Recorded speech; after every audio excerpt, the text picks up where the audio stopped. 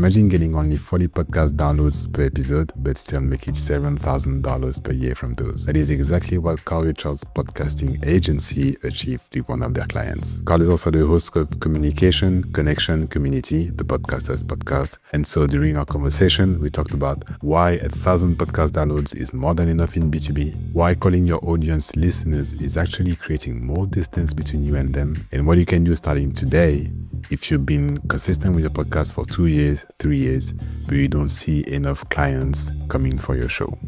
Let's get into it. They say you haven't made it in radio till you've been fired at least once. Well, I was fired twice as a radio broadcaster. So it was a fun job. Loved what I did. There's nothing. I mean, some of my worst days in radio were the equivalent of what other people's best days were at work. So I totally enjoyed my 25-year broadcasting career. But between radio jobs around 2010, 2011, I was looking for something to do. And somebody said, well, why don't you become a speaker trainer? You know, you're good at this Toastmasters thing. I was in Toastmasters, giving speeches, winning speech contests, stuff like that. And I said, okay, well, I could do that. So I hung up my shingle and I started doing speaker training, helping people with their public speaking, getting on stages, elevating their confidence, things like that, helping them craft their speeches and stage presence, all of those things that are very important. Voice, also very important. And it was around 2012, the first time I heard the words podcast, and I didn't know at the time what a podcast was. And the way the person who was trying to sell it to me was describing it, it sounded like this online radio thing. And I'm like, why would I want to do something like that? It just didn't make sense to me. It wasn't until about, 2017, and I was at an event in Toronto. And a guy by the name of Sam Crowley was one of the breakout room speakers, and he spoke for 90 minutes about the impact and the power behind having a podcast and how it's very easy to launch, get a show up and running. And we're talking 2017. A lot has changed in that time, but even then he was saying very easy. And it's a lot of, just do it. Just whatever your idea is, just do it and follow through with it. So I did. I came up with an idea for a podcast at that time. I didn't know what I was going to call it, but I did some research, did my homework to find out what podcasts around public speaking were already out there. There weren't a lot at that time, and the ones that were there were from pretty well-known speaker trainers who were in the United States and had really solidified podcasts and online presence already. So I'm like, you know what? It's a good space. There's not a lot of shows out there like it. So I launched my podcast. At the time, it was called Speaking of Speaking because I was speaking about speaking, public speaking skills. And it was great. I loved it. And as I'm launching this podcast and getting it ready, I'm starting to understand there's some moving parts to launching a podcast. But then once I got it launched and I'm doing the show, I'm asking myself, why don't more people know about this? Why aren't there more people who are business owners, entrepreneurs, real estate investors, people like that? Why don't they have podcasts? Some did, but a lot still didn't have them. So I started to conceptualize, even then, when I was still, at that time, I was back in the radio world and a speaker trainer at the same time. And I realized that, you know what, maybe this is something that I could train people how to do. When the pandemic hit, that was an opportunity for me to leave the radio world, take my business full time, and then evolve this podcast as well, which up till that point was all about professional speaking. But I didn't want to let go the professional speaking side of it. It was because I'd spent ages building it, right? So I don't want to let that go. And there's so many things we do in the podcasting space that is about elevating our brand, our business, and our credibility, which is what my original podcast was also about. So I thought, well, what if I married this whole concept of communication, connection, and community, which is what the basis nowadays, when you start talking to people about podcasting, it's not just about having a show. And Loic, by the way, you have a great show. So thanks for doing that. Thanks for all the things that you do. But what it really started to solidify in my mind is that, well, communication, connection, community can be about anything business related. Whether it's a podcast, whether it's public speaking, whether it's business establishment, whatever it is. So that's why I flipped the name, but kept the basic formatics of the show. But now instead of talking about public speaking or only talking about public speaking and stage presence, we're now talking about it from a podcasting perspective. So that's why we shifted it, because I shifted my business. I shifted my brand. I went from a part-time business to a full-time business, helping people launch their podcasts and then launch the agency. So that's why we shifted the podcast. But it took a while to get that first podcast out. And, Yeah, it's been an amazing journey. I've been podcasting now for at the recording of this is what February of 2026. I've been podcasting for I'm in my math is hard. I'm in my seventh year. Seventh year as a podcaster. So yeah, it's a fun place to be though. No, what's funny is because usually when I talk to, the podcasters that I talk to, we come from all different backgrounds, but really, it's corporate or freelancing and stuff like that. But the fact Yep. that you come from radio and speaking, it must be different from the rest of all the people that you meet, no? Yeah, there are definitely some people in the or who spent some time in the radio world. Some people are still in the broadcasting space, although it's a shrinking industry. But there's still people who are doing it. But you're right, a lot of podcasters are doing it because they are business owners or they run corporations and they're the talking head of their business.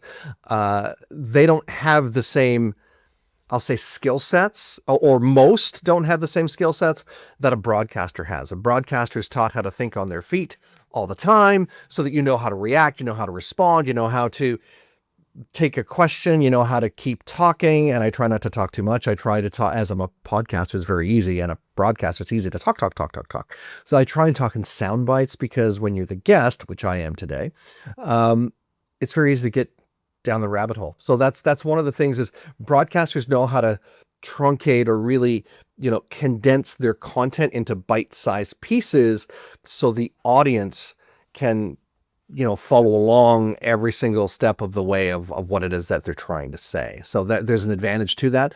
Plus, as far as voice, elocution, all of those things, that just becomes synonymous with what you hear on the radio. It doesn't need to be exactly what you hear on the radio on a podcast, but it should have a level of credibility to it, especially if the show is for business. And I've listened to a ton of business podcasts that I scratch my head and go, what are you doing? Respectfully, I get it.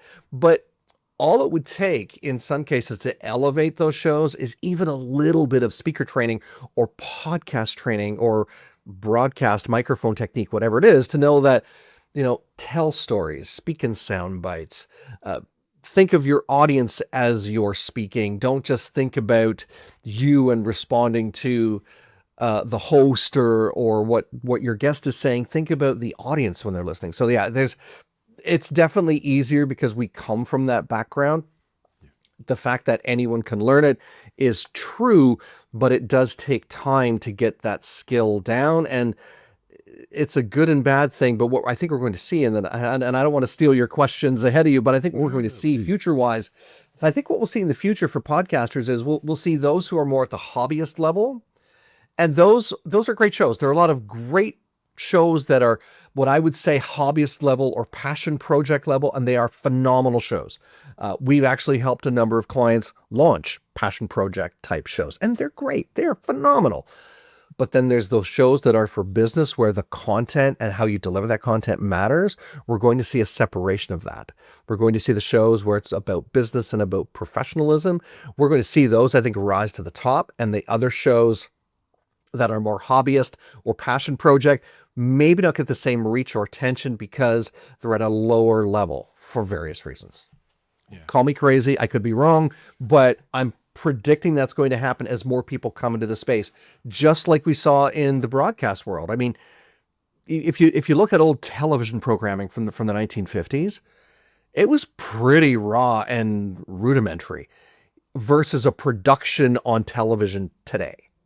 Right? So if you take podcasting, go back 20, 22 years, go ahead another 5 years, I think we're going to start to see that separation of, professional, fully produced shows where the stakes are high, there's investors on the show, all of those things are important. And then the shows that are maybe not as fully produced, still very relevant, and still really good shows, but they'll be more at the hobbyist level, just like you have community radio stations that are run through colleges and universities, or even community stations that are literally run by community volunteers, right? So you'll see that level of professionalism, I think, in the podcasting space, and you'll have professional and amateur, I think, is what you're going to get to eventually. Again, could be wrong.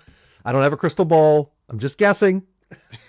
But I think my guest is right, because I think audiences want more. Yeah, I want to dive into this because it's something that I see a lot with B2B podcast and something that I see a lot on LinkedIn as well. When people claim that they use podcasting to find guests and they hope that they will turn these guests into clients. Yeah. And every time that I see this, I'm a bit worried for the audience because there is always at least someone listening to one episode, and I'm always worried. And I want to know, how do you deliver value for both the guest and the audience? Yeah, sure. Absolutely. So it's a balancing act, to be quite honest. So the value is not bringing to the conversation that the person you're talking to is a client or is becoming a client. I think you want to keep that under your belt a little bit, right? You want to keep those cards close to your chest. Because then you're right. I think the listener could go, are they really talking to me, or are they only talking to them? It also can happen where if I'm the host and you're the guest, and we're having a conversation because I want you to be a client, I might drive the conversation so you do become a client, right? Or I might focus more attention on you and less on my listener with how I'm having my conversation. So it is a balancing act. Here's what I would do. I would structure the content. So if I'm bringing on a guest who is a potential client, what is that one problem I can help them solve on that podcast that will also be of value to my audience? So here's a good example. I know an individual who is a marketing and business coach. Very good one, by the way. We used to produce her show. She's been on my show. I've been on her show. We've kind of had this great relationship for years. Anyhow, what she would do was hot seat coaching.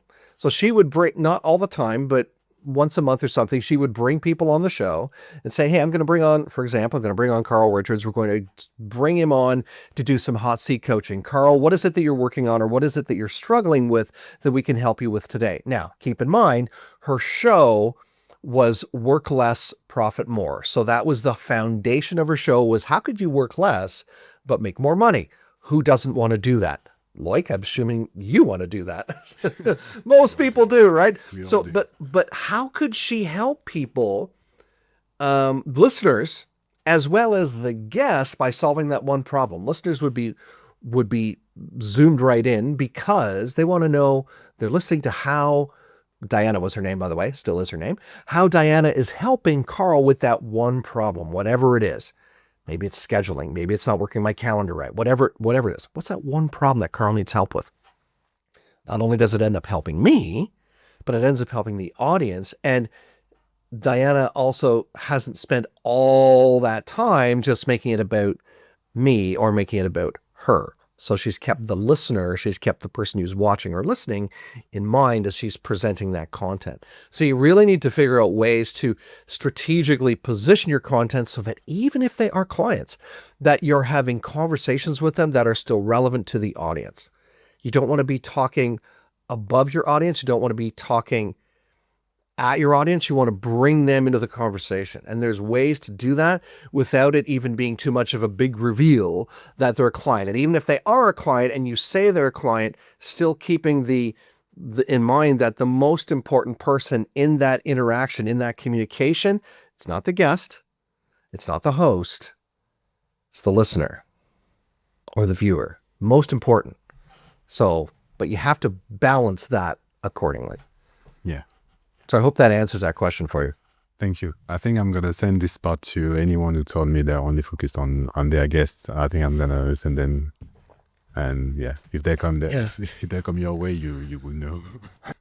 Well, I mean, and even for you as a host, respectfully, you need to focus on your audience, right? Here I am doing all the talking, telling you need to focus on your audience, but they're the most important element of our conversation today.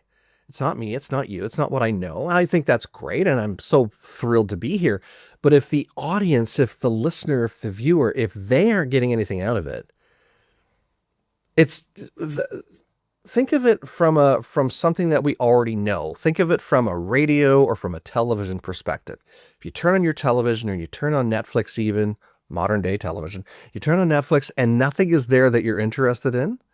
Or even if you find something that you're sort of interested in, you put it on for 5 minutes. If you're not tuned in, what do? You turn it off, right? Same thing with radio. And again, I spent 25 years being hammered into me all the time from program directors who would say, you're talking too long. That break was too long. You didn't identify, you didn't say anything other than it's a tune out factor. All of those things. The same thing applies in podcasting, even more so, because people are digesting your content while they're doing other things. It better be engaging. It's not like the old days where you would sit down and physically watch television, or you're sitting down. People used to sit around the radio and listen to it back in the 1930s. They did that. But even when people are driving their cars, if they don't like what they hear, they're going to hit the next thing. So if they don't like your podcast, they're going to hit the next one, or they're going to hit the next thing that they want to listen to. Maybe it's just music because they know and appreciate that. So that's why it's very important to connect with your audience. And at that, I know you have more that you want to say. I want to throw it back to you because I know this is your show. So. No. But I think I completely agree with you. That's why I asked you, because I keep seeing this. What I found this is an issue, so I wanted to ask you about it. Mm-hmm. And still on the same point, I think you made a great point when you said that people they need to just to appreciate. They need to be interested in what they're hearing. And something that I see a lot, especially with podcasts as well, is that sometimes, especially for business podcasts, B2B podcast, they want to go to the next step, but the podcast doesn't say anything. The show notes don't say anything about what could be the next step. Is it something that for you is something that we should do, or something you feel like there's something missing? We should, at least for those who are ready to move to the next step, do something for them. And there's certain language too. I'm very glad you shared that. There's certain language too that you want to use in order to do that. And this is something else I've heard a lot of, where it's, hey, listeners, hey, if for all you folks listening out there, that's not personalized language. That's not how you want to get somebody's attention. If you want to get somebody's attention, what do? You call them by name, or you say, if somebody's walking by your house and you want them to stop in and have a coffee with them. If you know them, you're going to call them by name, of course. But if somebody's walking by your house, and you want their attention for whatever reason, you're not going to say, hey, everybody out there. You're going to say, hey, sir, ma'am, you walking by, I want to talk to you for a minute. So you have to use that personalized language. You have to use we. You have to use you. You have to use us. You have to use that inclusive language and that personalized language. So every single time your audience, and I use the term audience, I'm using it now because, you would be using the term listener. But if you are listening to this and you're hearing what I'm saying, then here's what your next steps can be, whatever they are, right? So I use personalized language as much as I can. I don't say, hey, listeners, or hey, all you friends in podcast land. We don't talk that way. You don't walk down the street and say, hey, all you people out there today. We don't talk that way. So why is it that when we're on a podcast that we talk that way? And those few things alone can mean the difference between connection and disconnection.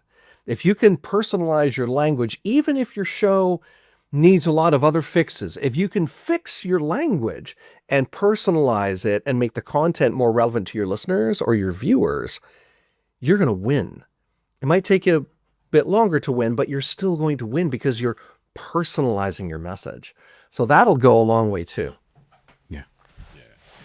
Yeah, I see what you mean. It's true when we think about it. When you see, for example, when we hear about outreach and kind of stuff, they always say try to personalize as much as possible. Not only just the name, but feels like this person has to feel like you know them, you know something, and you know you can help them. So Mhm. that makes total sense. Yeah, there's a little bit of subliminal. Just one more quick thing, because I know you have a lot of other things you want to cover, but it's really about knowing who your audience is.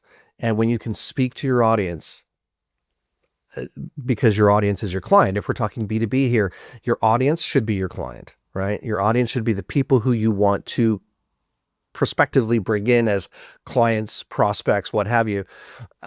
You need to know what their language is. You need to know what their problems are. You need to know what's keeping them awake at night. When you can identify those problems and you can bring them to light and personalize it and then be the solution to that problem, you're going to win every time, hands down. Yeah, and you don't even need a big audience to do that. The woman that I just very quickly, the other woman that I mentioned earlier, Diana. Yeah.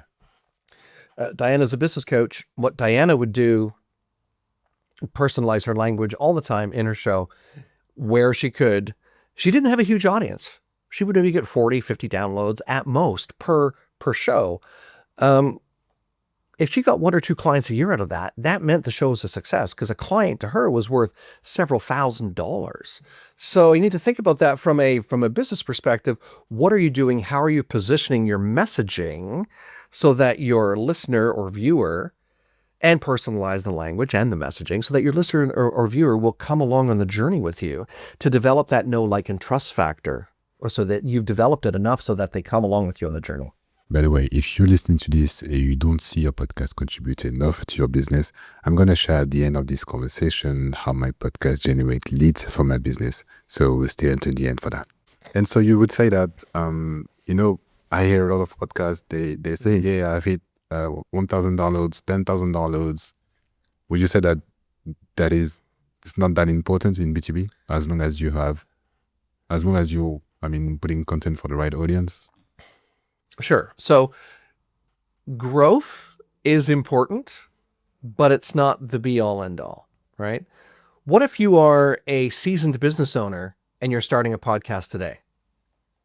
You're not going to have a lot of downloads unless you are very well established as a thought leader. Like if you're a Tony Robbins or a Jack Canfield, somebody like that, that's been there, done that, or even an Oprah Winfrey, somebody that has celebrity status, and you can basically do anything and you'll get 1 million viewers or listeners. You're starting from a foundational spot, right? So for people who have been podcasting for years, they already have an established credibility in the space, right? So that's why we say downloads aren't that important, but there is a metric that I like to use. I'll say if you can hit 1,000 downloads in your first year, you're on track. You're doing a really good job. Now that doesn't sound like a lot. You say, well, only 90 downloads in a month, or 96, whatever that number ends up being, doesn't sound like a lot, especially if you're doing a weekly show. But honestly, it is. It really is. That means that you're bringing in that many viewers or listeners to the table, 25 at a time, roughly, every single time you crack open the mic or you're on camera. That's a good audience. I also flip the script the other way and say, would you stand in front of an audience of 25 people and speak to them every week? Of course I would. Because if there's even 10% of them end up becoming clients or prospects, that to me is a huge success. And then the numbers will build as you go. I remember some of the numbers I had when I started my show. They were horrible. They were like 7, 10, 15. But now I'll put out a new episode. And by the way, the numbers are a little bit interesting because YouTube doesn't track with all hosting sites. So it's a little bit of an interesting numbers game. So you have to go and look at your physical YouTube numbers on YouTube, then look at your hosting site numbers. I know this is getting a little bit technical, probably for some listeners, but when you put those two together, if you're still cracking, 100 or 150 or 200 over a 14-week period, you're doing quite well. And even if you're not doing that, you're still doing quite well. Consistency is the most important thing. I have a podcast. Sometimes the episodes only get 60 listens. That's better than zero. Is it 400? No, but it's better than zero. That means people are actively tuning in. And I get clients from my show, again, 1 or 2 times a year. But again, if you're coming at it from a place of service, if you're coming at it from a place of, if you can change the life of one person, whatever it is that you do in your business, whether it's healthcare, whether it's business strategy, whether it's podcasting, whatever it is, if you can change one person to do something differently that's going to move the needle forward in their business or in their life, isn't it worth it? That's the way I look at it. So that's why the numbers to me become less important than the actual, are you consistently doing it? Are you doing things to, are you reassessing your content on a regular basis to make the show better? Those are things that I would look at as you go, as opposed to just shooting for big numbers and getting upset if after 10 episodes you don't have 10,000 downloads, because it's a very hard game to play. And the metrics in podcasting are very different than the metrics in, say, radio, television, print, even downloads on YouTube, Netflix, streaming services like that. It's very different metrics. So you have to keep that in mind. Yeah. I think it's because of the amount of work that podcasting, you need to deliver, and then you see the number of downloads, and it's start crushing, and you're wondering if you should keep going or not. And I think a lot of podcasts don't find that reason to keep going. Absolutely. I agree with you. And that's the sad reality. We are in a place in our world where we want something. Actually, we want everything and we want it now. I understand that. I suffer from that sometimes. I suffer from, why isn't this happening fast enough? I want it now.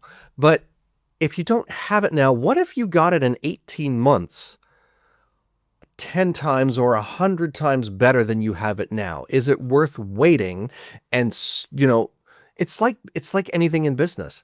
They say if you can survive your first year, you're doing well. If you make year 5, and very few people make year 5 in business, you know why? Because they quit. You know why? Because they don't like the grind. They struggle with, or there's a financial aspect to it as well, but there's that grind of things aren't going the way you want it to. And then all of a sudden, year 4, year 5, sometimes it's year 6 for people, things change. In the podcasting space, it's usually around 50 episodes or 60 episodes.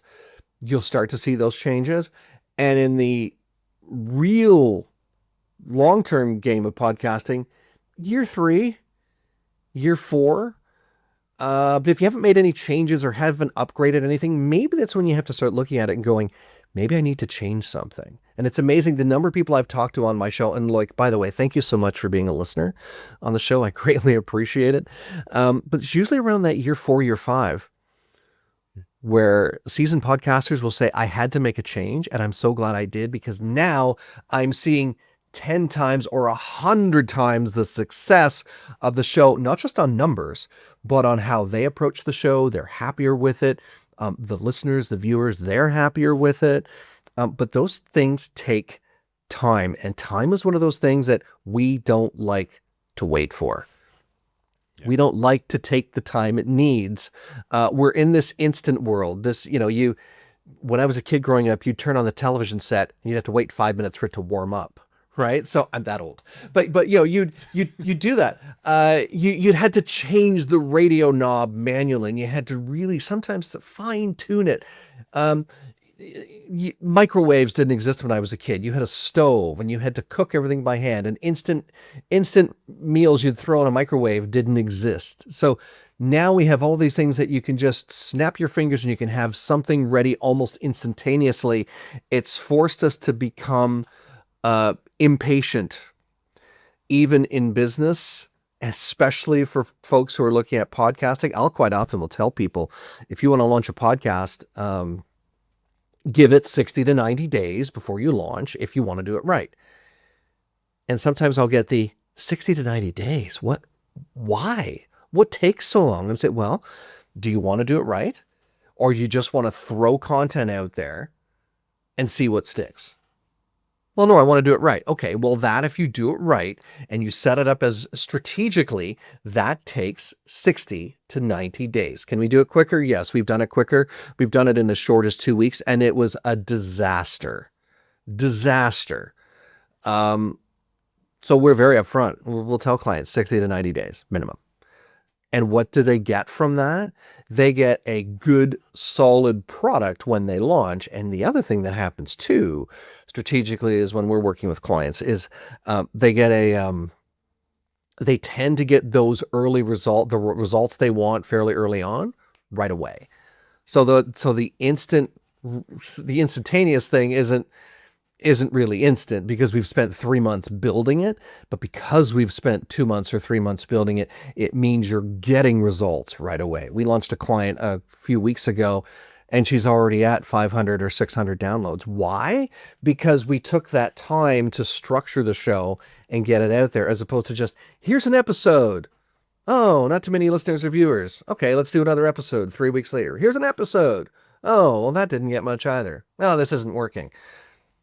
So anyways, I know I maybe went down a rabbit hole here, but that instant gratification can really stymie how effective podcasting and brilliant it can be, not only to your business, but to your overall brand, your overall credibility. But be patient. Watched pot never boils. Watched pot never boils. So be patient with your show. Let it boil. Let it take off. Yeah. And I've just seen some common patterns between those who fit maybe year 2 or year 3 and realized they needed to change something. Have you seen some common patterns on the stuff that they changed? Yeah, one of the common patterns is they didn't give up. One of the main ones is they didn't quit. They realized that I need to make a change. Something isn't quite... I'm trying to remember, because I've had so many conversations with podcasters in the last 5 years since really having this agency, that I'm sometimes mix people up. So I don't want to misquote someone and give the wrong name, but I remember talking to a seasoned podcaster who was frustrated with the show. And it was about year 3 and they almost threw in the towel, and then they realized that they were going after the wrong audience, or they were going about it the wrong way.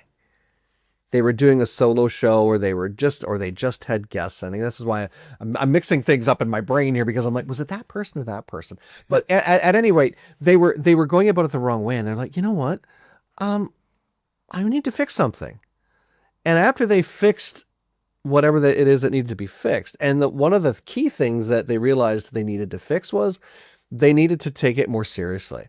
They still wanted to have fun. They wanted to keep that element of fun in there, but they realized that if they wanted to attract their ideal listener or client, they needed to elevate the show, which means they needed to start paying to have the production and all of that outsourced. They had to create some promotional tools, audiograms, I believe at the time. They needed to create them to talk about the episodes, not just say, hey, check out my new podcast episode. Nobody does that if that's what you post on social media. Nobody cares. Sorry. Nobody cares if you have a new episode. Hate to be the bearer of bad news. But if you have something that is engaging and tells a story, people will want to listen to that conversation that you're having with Loic, or that Loic is having with me, right? But it's because of that change that they realize that that after that change, something was different. And that's where the success started to come in. So the main thing was they recognized they needed to change. That was the main pattern, was that they needed to do something different. And I think that's not just one individual. I think that would be considered a pattern. Production being a part of it. Maybe it was, for some, maybe it's getting a better web camera. That's the other thing. Technology is ever evolving. So I remember the microphone I used when I first started my podcast. It was a $40, $50 Amazon, I don't even remember the make, microphone. Good microphone. I still have it. It's great. But it's a starter microphone. Now now I'm using my Yeti, but I just purchased a Shure microphone. So all of these little tiny upgrades. I've just got some new cameras coming to up my video game. All of these little changes for me are signaling I want to do something bigger. I just don't want to have status quo. I want to do something bigger. And when you elevate, when you move from one level to the next, I remember years ago, Loic taking swimming lessons. And I can't remember exactly what level I got to. It was not like the red not Red Cross, whatever the level of swimming was that allows you to be a lifeguard, but it was a couple of levels below that. But every year in swimming lessons, something got harder. You didn't just do 2 laps of the pool. You had to do 3 laps, then 4, then 6, then, and 3 on your front, 3 on your back, and this kind of stroke. And by the way, your diving has to be different. And I was never a professional swimmer, by the way, but I remember all those different levels of swimming. Things got a little bit more complicated because your learning got more extensive.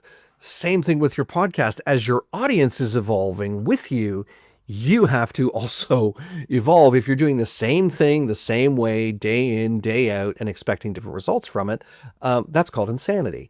But if you want your show to evolve, you might have to do something like maybe you need to change up your audio branding. Maybe you need to incorporate audio branding if you don't even know what that is and haven't even done it yet. Maybe you need to change your logo. Maybe you need to start bringing in guests if you haven't had guests yet. Maybe you've had too many guests. Maybe you need to do more solo episodes.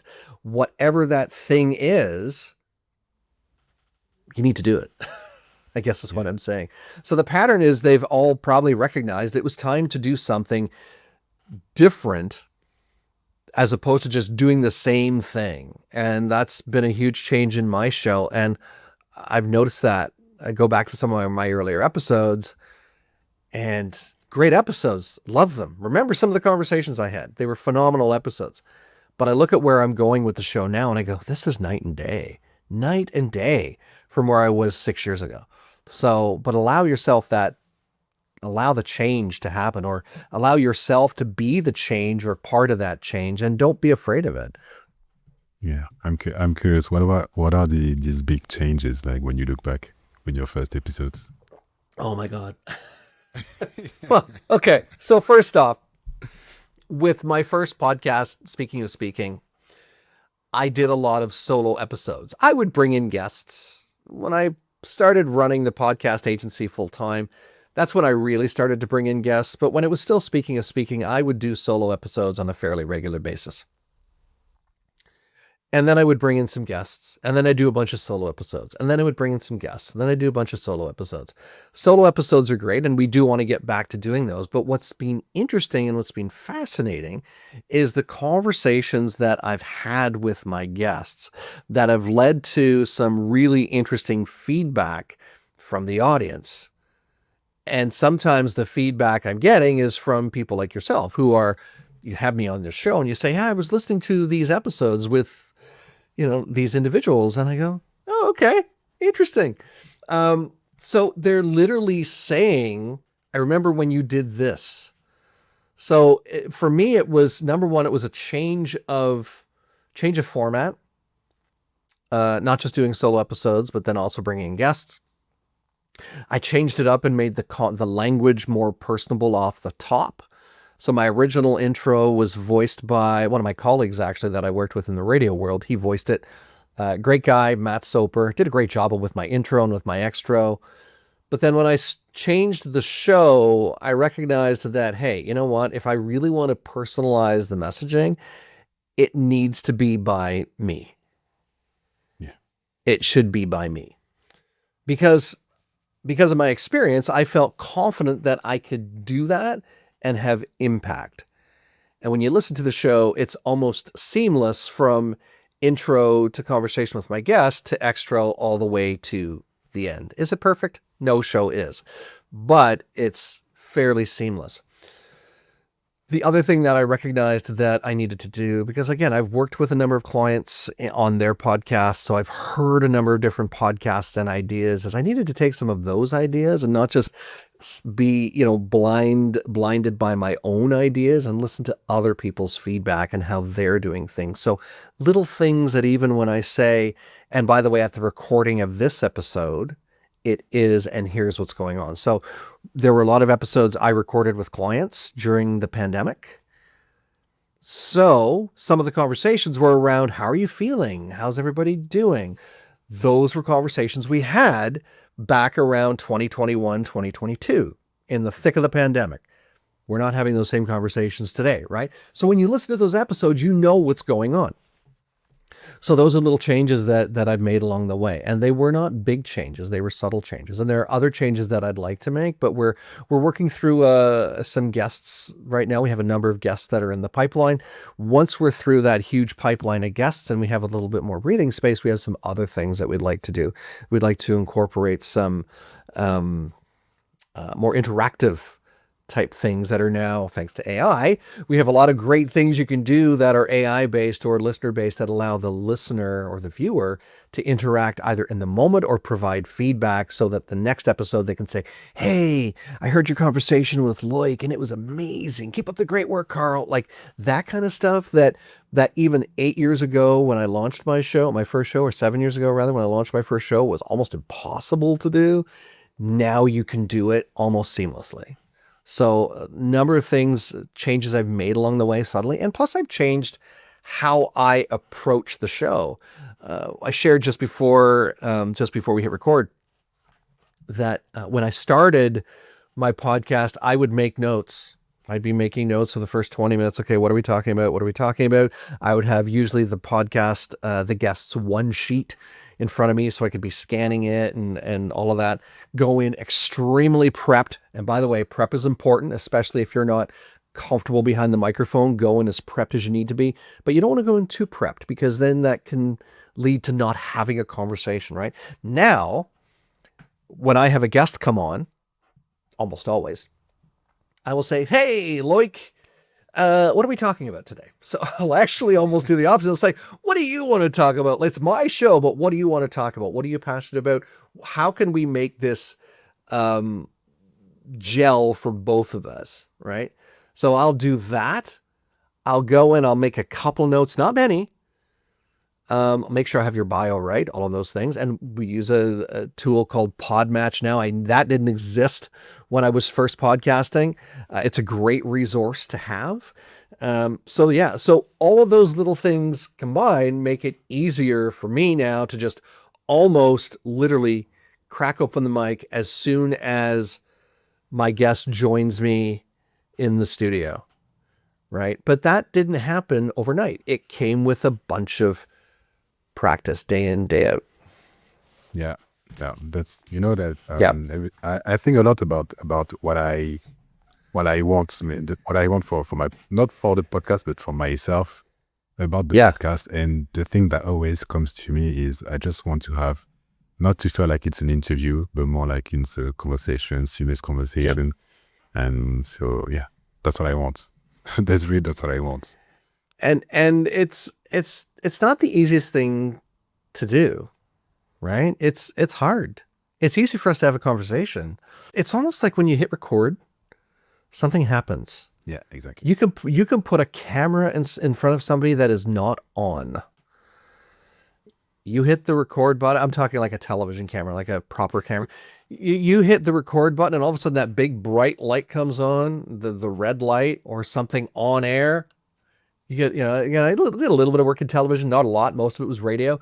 But man, when that on-air light would come on, bing, and then the floor director would go, you're on, right? So that can be very intimidating and hard to get used to. Similarly, for people who have never cracked a microphone open and done a podcast episode, it can be intimidating, which is why I always will say, don't start with guests then. Just start with you, because it's easier. If you could just even do a 5-minute episode about who you are and why you're passionate, or what you're passionate about and what they're going to get from your podcast. Do that for your first episode. It'll be so much easier and you'll feel so relaxed. By the way, it'll probably suck, but get it out of your system, because we all go through it. I say that compassionately because my first episode, I haven't listened to it in a while, probably sucked. I have to go back and listen to it, but it probably did. But it's an evolution from there, right? So allow yourself that opportunity to do that. And then, when you get to the point where you have guests, just like you, Loic, make them as conversational as you can. And hopefully your guest is a conversationalist like I am, so you don't have to pull too many questions out of them. I've had guests on my show where I'll ask them a question and they'll answer in like 6 words. And then I'm like, can you elaborate on that a little bit? Because they don't understand, or they don't know how to have a conversation. So And again, it's all building blocks. It's a learning game. And it should be that. It should be fun. Your listener should be, or your viewer should be entertained as you go, and make it fun. And once you've got those first 20, 30 episodes out the door, 40 episodes, whatever it is, do a reassessment then. Or if it's working for you, keep going. Because you never know when the magic is going to happen. I say year 3, year 4 for some people. Maybe for you, it's year 2. Maybe it's after 40 episodes, but have fun doing it. Yeah. Yeah. Look, I could ask you so many, I could keep talking with you. You can bring me back if you want. Yeah, I think we'll have to do it. But just, for the people who just need to hear from you, where can they find more about you, about your work, about the agency? Sure. And thank you so much for this opportunity. Podcast Solutions Made Simple is the name of our agency, and we work a lot with coaches, consultants, subject matter experts, speakers, folks who feel they don't have the time or the technical skills to be in the podcasting space, whether that's as a guest, by the way, or whether that's as a host. We'll either help you get booked on shows, kind of like what Loic is doing. Loic's booking, well, he's not booking people on shows, but he's getting people on his show. But we'll either help you get booked on shows, or we'll help you launch your podcast so you get to focus on your business while we're helping you be seen as the go-to expert. And it's podcastsolutionsmadesimple.com. I always like to talk to people to feel out what their ideas are for their podcast. So if podcasting is something you want to learn more about, we've got a lot of free programs that we offer. We have some paid programs too, but we have a lot of free offerings that we offer to people. I have a Facebook community. So there's many different ways that you can connect with me. I'd say just check out the website, podcastsolutionsmadesimple.com, and grab some time to chat with me. I'd love to have a virtual coffee with you to find out more. Awesome.